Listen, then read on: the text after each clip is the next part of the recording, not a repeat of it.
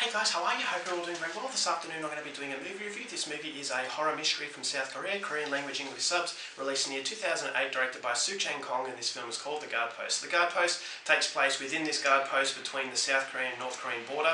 You've got these South Korean soldiers who are tasked with mandatory 3 months service, and so they're just sticking it out. There's a lot of tension. As I said, they could go to war the next day, so they're not quite sure what their future is going to hold. So one night they send out a distress signal that something bad has happened, and so these investigators come into this guard post and they find out that there's a lot of dead people and that there is one guy with an axe basically towering above them. So they end up subduing him by shooting him, and he ends up being in a coma, so they can't get the answers that they want. So they send an investigator in to document the events leading up to this fateful night in order to try and get a little bit of closure to it. But this is where the investigator realises that the events that have just happened are starting to happen again, and basically putting his life in danger. And if he's going to save his life and the lives of the investigators who are in this guard post right now, he's going to have to get to the truth before it's all too late. So whether or not he can, that's something you're going to have to find out for yourself, because that's as far as I'm going with my synopsis.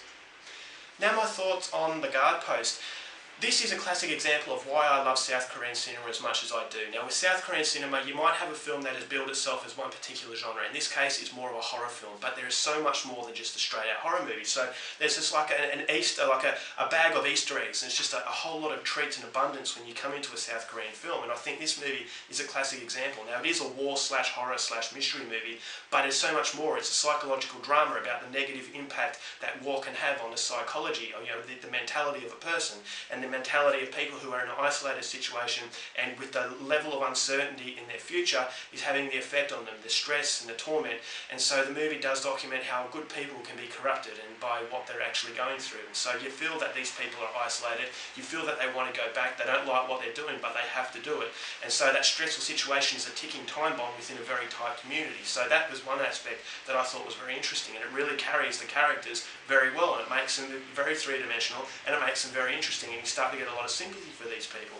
Then you've got the police procedural aspect of the mystery, the very thrilling sort of story that slowly escalates into something very dark. You've got this guy, the investigator, who's a very good character. He's very strong, but he had a lot of compassion. So once again, he's a very relatable character, and he's going through flashbacks, and I thought the flashbacks of the past were very minimal. So it allows you to actually enjoy what's actually happening at that particular moment, but the flashbacks are necessary because it feeds you clues as to the events leading up. So the actual result, this bloodbath, was very interesting, and because it doesn't tell you why this guy's done it, when the clues actually happen, you start to gain more of an insight into what's going on, and this is where it starts to get very, very disturbing and very eerie, and you feel that as the movie goes along, you're having less and less control of the situation. It's a very unpredictable film, and so I thought the mystery and the police sort of procedural thriller aspect of the movie blended in very well. Then you've got straight out horror, where it starts to turn into John Carpenter's The Thing, with a lot of paranoia, a lot of mistrust. Is this the good guy? Is this the bad guy? And so I thought the paranoia in this film was swinging around. I thought because it was such an isolated atmosphere, you felt that safety was no longer existent, and so the movie slowly progresses from a harmless sort of film into a very tense and claustrophobic atmosphere that is down from the setting. I thought the setting of the guard post was great, and you actually felt there was tension because it was on the border of North and South Korea. Now this is the most heavily fortified border in the world, that these two countries hate each other and they could go to war at any minute. So there's always that lingering tension that war could break out, and so you can sense their stress. But on top of that, you've got other situations that are happening within this environment, this very secluded environment, and you don't know the reasons why this could escalate. Is that something awful happened to this previous guard post, but what was it?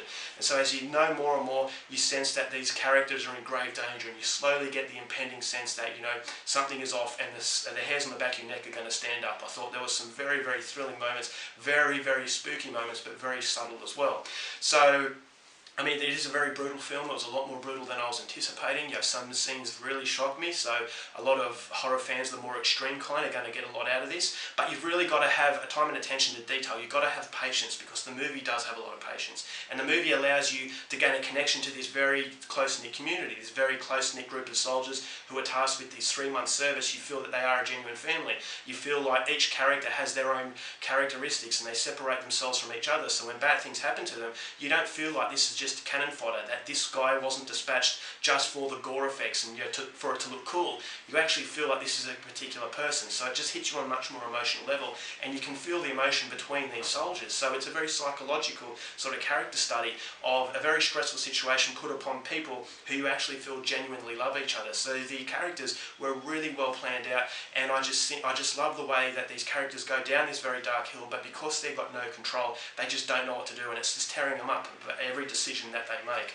So the acting was great. The main character especially, he does a fantastic job as this investigator. I thought the supporting cast were great as well. As I said, very sympathetic characters. Even though one particular character might be doing something very bad, you feel that they don't want to do it. So they're a victim of the circumstances and it's out of their control. So you don't really have anyone to hate, and you don't ever really have anyone to love. So it doesn't give you a safety barrier, it doesn't give you refuge, so you just feel bad about what's going on, and that's something that challenges the audience, and that's what South Korean cinema is known for. So the cinematography, beautiful. It actually feels like a genuine horror film. The majority of this movie takes place at night, so it does have that John Carpenter's The Thing vibe to it, where you feel that this is the centre of the universe and that nowhere else you can find help, so you've got to actually battle it out, otherwise you're going to die.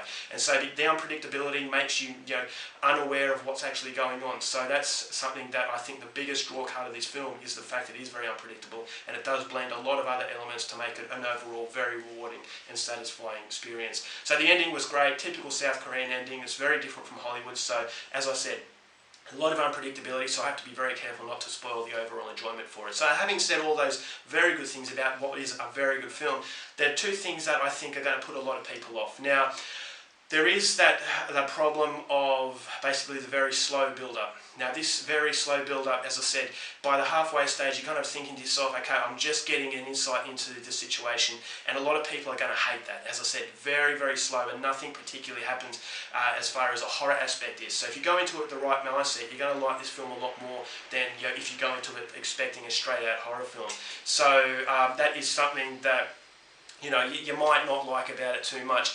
And then another aspect of the film is that once you've finished it, although it is fantastic and it's a movie that you feel should get a lot more recognition, it's one of those hidden sort of gems, you still feel that after you've seen everything and after everything is tied up and all the answers, all the questions are answered, you feel that you don't really want to go back and watch it all again. It's because of that very slow build-up. So the replay value is non-existent pretty much, and so it's definitely a film that I would recommend as a one-watch film, is because it just doesn't have the entertaining value for rewatchability. So replayable sort of value is pretty much not there. So that is a problem that the movie has. But having said that, for a first time watch, this was fantastic, and as I said, it's a clear example of why I love South Korean cinema, and I'm sure if you are a fan of South Korean cinema, you're going to get a lot out of this one as well. So overall, for The Guard Post, going to give it 4 stars. Go out there and see it. I really liked it.